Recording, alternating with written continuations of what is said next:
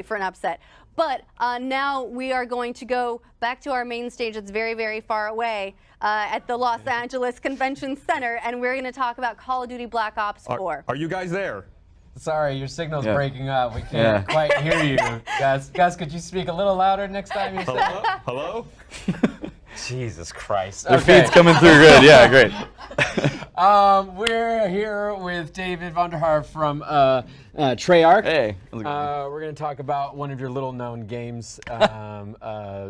Is it Black something? Gray Ops, something like that. Yeah. So Black Ops 4 looks awesome. First, have you guys had a chance to play? I actually haven't. I haven't yet. That's one of the things I'm going to go do after this. Have you? No, just a little bit. Okay, good. Cool. Well, hopefully we'll have something to talk about with that. Make me play it for some reason. Yeah, just a little bit. Okay, so some big changes in. Dude, tons of changes. In Black Ops 4. Yeah, where to begin? Right? yeah. Which of the many changes would you like to discuss this morning? Well, let's start, because honestly, one of my favorite things about Treyarch is your single-player campaign, and you guys chose not to go forward with that this time. So, what was the reason behind it? Yeah, I mean, there's the principal reason is there are many ways to tell stories. We have never really told a story the same way. If you sort of look back, even through the campaign, we haven't actually had a traditional campaign in a while. The last two were co-op. Yeah. And then, but most importantly, when you're dealing with a fan base like ours, the best thing to do is make sure you can give them a lot of sort of online experience that they want, right? So that's it's never a simple thing, these decisions, but it's a combination of all those things. Yeah, it's something that I think if you understand that that's where decisions like this come from, it makes sense. I, for one, am someone who is what some would call a noob when it comes to FPSs, and do like the single-player modes of the games, but you can clearly, ear to the ground on the Black Ops community go, well, clearly the heart and soul is in the multiplayer experience. Yeah, and there is the solo missions, right, which allows you to sort of experience what the specialists are like, a little bit of their backstory, and so there's that. It's the fourth thing that's going on amongst zombies and multiplayer and Blackout. Yeah, there's also that. So it's a way for you to get familiar with the specialist and who they are and what they're about, and sort of that'll be that onboarding experience for you. Given what you were saying about the kind of player you are. So, yeah. So there's something for everybody here still, right? It's not, we're not abandoning you. We're not abandoning you. Yeah. But the big thing that is taking the traditional, I guess, campaign's place is the Battle Royale mode, which... The what? Blackout. I've never heard of it. Oh, I'm sorry. Yes, it's the Blackout mode. And I do have to say, man, lots of credit to the way that trailer went out. I really appreciated the messaging. It was listen, it's not the newest concept, but we're gonna do it in our Were you in the audience when we did that thing? No. Oh, you saw it? Oh, you saw that? Yeah. Doing the This is Blackout on stage. Yeah, that was a lot of credits to the whole team for helping us put that together. Of course, that it's but you don't go about making a battle royale mode in Call of Duty unless you can really make it the way that makes sense for Call of Duty and the way that makes sense for Black Ops. Yeah, and so your guys' map is it's an amalgamation of a bunch of iconic maps, right? Yeah, so it's like imagine your favorite parts and pieces from the different things that you've played and may have experienced. But you couldn't just pick up literally like multiplayer maps and go, and there's a multiplayer map, and there's a multiplayer map. And it wouldn't make any sense for a battle royale game. But there's elements of those things that are, you'll see. And some of them are quite literal, some of them are less literal.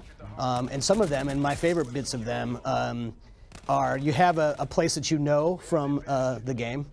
But when you get there in Battle Royale, you get to open it up because, MP is very controlled, it's very 3 lanes, it's very tight. So it's like all that stuff that you've seen off in the distance before, right? Being able to kind of go there, which you haven't been able to do. So it lets you do things like that. So, it's like the only problem with Blackout is that I just can't talk much about it. That's the thing. Okay. Oh, really? Okay. Yeah, that's the bummer. No worries. I will try. No worries. to not talk about it, but it's kind of my baby too. Yeah, so. let's talk about the changes to the actual gameplay. There's some stuff you guys are messing with how the game works, which I think is actually interesting. The health system is changing. Yep. No longer self-healing. You actually have to go find healing, which I find so cool that you're adding that kind of level of danger to the game. Yeah, it's about the tactical play, right? It's about decisions in the combat loop. Yeah. Right. I mean, look, it's Call of Duty. In Black Ops, those are very popular games. So whenever you mess with any of these mechanics, you can imagine what a big deal it is for the fans. But you cannot move the game forward if you don't do things, right? So for us, Black Ops 4, you want that to be a game that Black Ops 1 fans can enjoy, Black Ops 2 fans can enjoy, Black Ops 3 fans can enjoy. And throughout that cycle, right, the speed and pace of the game is elevated and it's come down, right? So for us, the healing as a core mechanic now is more tactical choice in the decision making of like what to do. It's not just, am I really going to just rush this combat now? And because if I do it now, I'm doing it with lower health than if I, just stopped. Right, I can't just round a corner and just wait for my health to go back up. Yeah, that guy might be chasing you down, right? And it takes time to get that heal back. So I mean, healing is just sort of a tiny part of the totality of what it means to create a different kind of combat pace and loop. Yeah. But it's one that people can understand when you talk about. Right, but also there's a meta class now, which can help with. Yeah. All the specialists have a special, and what that does is, in that case, can actually heal you up. Everybody on the team boost themselves. And then sort of just gives you that, you're talking about a couple of shots, right? This is Call of Duty speed, right? Yeah. Like, oh, the guy's a tank now. No, he's not a tank. He's going to get put down pretty quick, just like you'd expect. But, in a moment, a great tactical opportunity for a team to kind of come together, get boosted up a bit, and then, save the day, right? Yeah. So I like it because if you're old like me, and you don't quite have the finger dexterity that you used to as a younger man, then you get to help your team be successful, and and without necessarily having to fire your gun. Okay. Right? Believe me, there's still plenty of firing your gun. It's still Call of Duty. Would It's imagine, nice, so right? I would imagine that's not going to be a change that'll happen in this game anytime soon. So you had mentioned pacing, and if you were to equate it to like another Call of Duty, how would you feel like where the gameplay ranks, like, between like traditional, like say like Black Ops 1, all the way to like Infinite Warfare Insanity? Yeah. So I mean, I only could really compare it to games that Treyarch's made.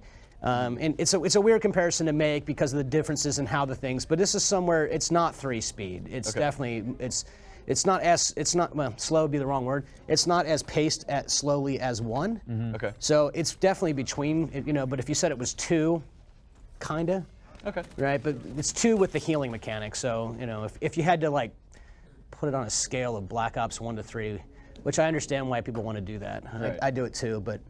I think if you are not going to just be constantly dealing with characters out of frame, everything's grounded, right? Yeah, There's no thrust packing, there's no wall running, you have to self-heal, every specialist has their own thing, how those get work together. So, but you can still just be the Call of Duty badass that you want to be too, right? Regardless of what specialist you are. Great. And with creative class and score streaks, and it'll be very, very comfortable and familiar to Black Ops fans, and also kind of give them this extra road forward. Yeah, talking about how you experience the environment around you a little differently with what's above and below you and that kind of thing. The fog of war is also changing with how people show up on maps. Yeah, there's another example about a tactically paced game, right? Yeah. So you cast a sort of an area around you, and that's the only area that you can see on the map. Right. But guys firing their guns, they'll reveal their positions. Yeah. But what's between you and them might be black, the fog of war. But if you're working with your team and you have all that kind of radius, I have a radius, you have a radius, so if we're moving forward, we can kind of clear the map together. So it's a really good example of just sort of, what do you do with these mechanics and systems that have existed for 10 years, right?